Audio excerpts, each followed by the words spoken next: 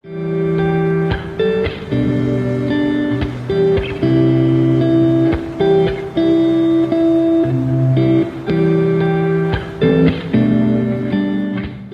everybody, this is Perch. Manga. I love manga. I've been a fan of manga for, again, Rumiko Takahashi, early on, picking up copies alum. We're into the 80s at this point. I was one of those people who would go over to Japan to visit, family, and I would, pick up big volumes of manga that were completely in Japanese. I'd bring it back to the U.S. and torturously try and, translate them. But I loved it. A lot of my early drawing style was very manga influenced, and yeah, I have a long history with manga. Always have loved it. I'm OG manga. I've said before, and I've done videos. Takahashi is the goat. I don't give a shit how much people like whatever whatever you're into today. Takahashi is the absolute goat of manga, and she always will be. And I think an inspiration, quite frankly, for a lot of comic creators. I mean, this is a woman who, in terms of the entertainment business, I mean, J.K. Rowling has made a ton of money. Takahashi has made a boatload of money, and just super influential in the field. There are a lot of comic creators who do not credit Takahashi with the work she has done, who really should. Brian O'Malley, of course, Scott Pilgrim is one of the braver people to come out and say, yeah, without Takahashi, I I wouldn't have a career. Anyway, Rumiko Takahashi, wonderful. I say all this because right now it's kind of frustrating to be a fan of manga because manga has entered, like everything else, the culture war.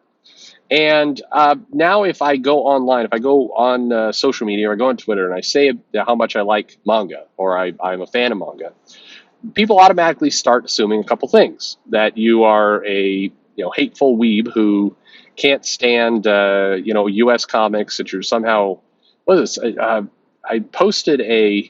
I just retweeted a retrospective I did of Takahashi. It got like 18,000 likes, and somebody immediately jumps in and goes. So you're a, what is it? You're a transphobe. Okay. I, you know, by the way, if you're a fan of Rumiko Takahashi, a little series called Ranma, um, if we're talking transphobe, have you seen Ranma? Anyway, fine. Um, it is, it is sad to me to see it into this place. And what I also see is a lot of misconceptions about manga.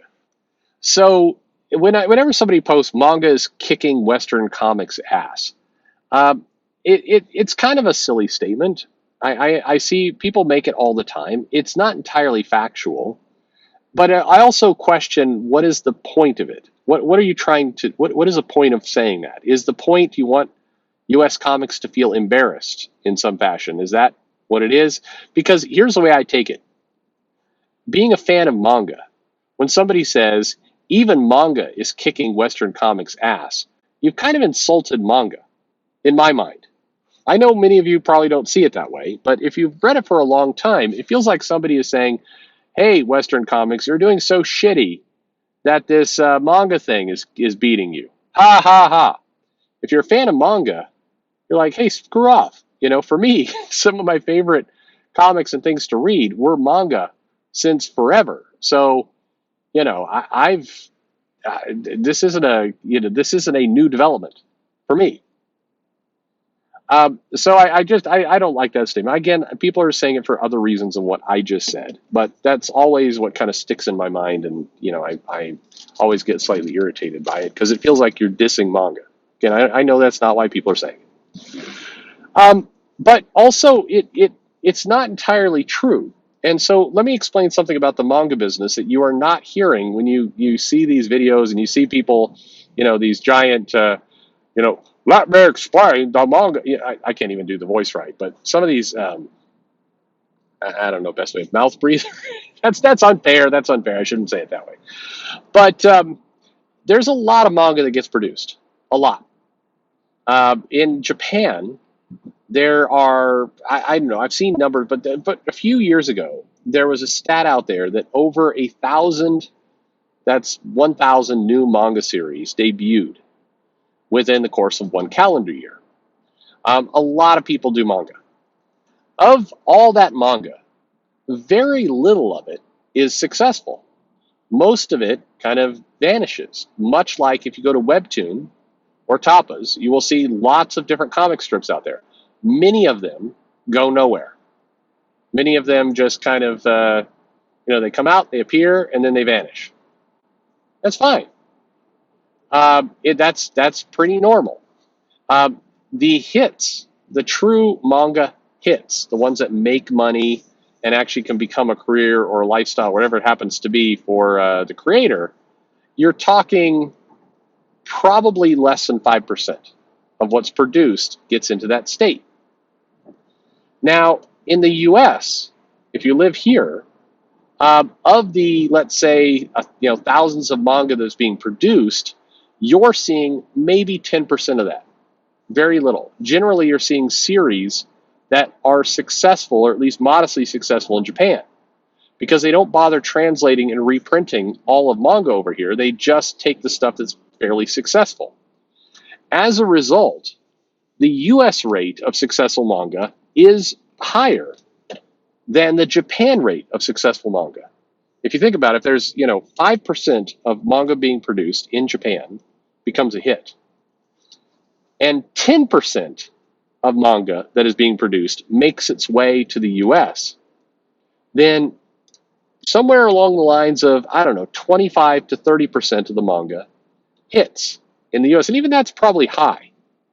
And the definition of hit is applicable here. Something like a Demon Slayer, which sells an ungodly amount of manga, or My Hero Academia, or One Piece, or Kutsu, or Chainsaw Man, or some of these One Punch Man, some of these other things that come around. Generally speaking, they hit in the U.S. because it's got a strong anime tie-in. People watch the movie, they come to the manga. Sales proves this; they tend to come that direction, and they like it, and it does well. And it does. I'm taking nothing away from manga. None of what I'm saying right now is to say no, it's not that great. It's great. Again, remember, fan of manga from the beginning. Always have been. Love it. But it is misleading to outright false to say that all of manga, or even the majority of manga, is successful, more successful than the U.S. The reality is, this gets to your threshold of what is a failure. But a successful manga right now is selling higher than the most successful Western comic. That is true, unless, by the way, you're wanting to throw in Dogman and Raina Telgemeier and some of those people into the mix. If you do that, then sorry, guys, Dogman actually is outselling manga. But put that aside for the moment, because that is a very different product. So it is true that at the top end, manga is selling more copies than the U.S. comics. I think that's in part because the stories are just way easier to get into. They're meeting their audience, meaning people are wanting to come see superhero stories or kind of some lightweight action stories, and manga delivers exactly what's advertised and does well. And some of it is that manga has way better distribution, and the distribution does matter a lot. If it's in more places, more people will see it. It will sell more copies. A lot of why manga is successful is because it's more places, but it's linked. It's in more places because the places that are buying it, that are stocking it, know it's going to sell. See, it's a loop. Because they know it's going to sell, they put it on the shelves, and because they put it on the shelves, more people see it, so it sells more, so more places stock it. That's the loop that's happening. A lot of Western comics do not have that loop going. That, again, just a fact. Go into your local Walmart, Target, see for yourself. But if anyone tells you that all of manga is beating the Western comics, well, the failing manga, the manga is not getting traction, that's not successful. And again, the vast majority of manga is not gaining traction, it's not getting successful. That stuff tends to sell extremely poorly, lower than most of the U.S. comics coming out. So if a U.S. comic is coming out by DC and it's got 30,000 copies sold in a month, the lower end manga is way below that. Again, it's far more equivalent to a webtoon and a tapas. meaning the stuff that's not successful there is getting, I don't know, 10 views, 5 views. It's just getting nowhere. There's a lot of differences between the world of producing manga and the world of producing US comics. It's not an apples to apples comparison and by any stretch of the imagination. And so that's another reason why this entire, manga versus US comparison is often not valid. But what is true, and again, I know a lot of people are going to misinterpret this video, so a lot of those people will not listen this far in the video. So when you see them in the comments making their dumbass statements, go in there and laugh at them because that's what they deserve. When people in the video say, don't go harass these people, absolutely harass those people. They're morons. It is a fundamental fact that manga at its high end, meaning the stuff that is really working, is working and clicking with audiences far better than the US comics are at the high end. As I say, again, go to Amazon, look at the charts. It's an undeniable fact. The question that Western comic producers should be having is to say, hey, when we're talking about, say, Spider-Man or Batman, why isn't Spider-Man or Batman achieving the same success as My Hero Academia or One Punch Man or Demon Slayer? Why isn't it getting to that level? Because that's really where the game is being lost. That's where the US comic companies are struggling against manga. They're struggling against it at the high end. They should be doing much better than they are.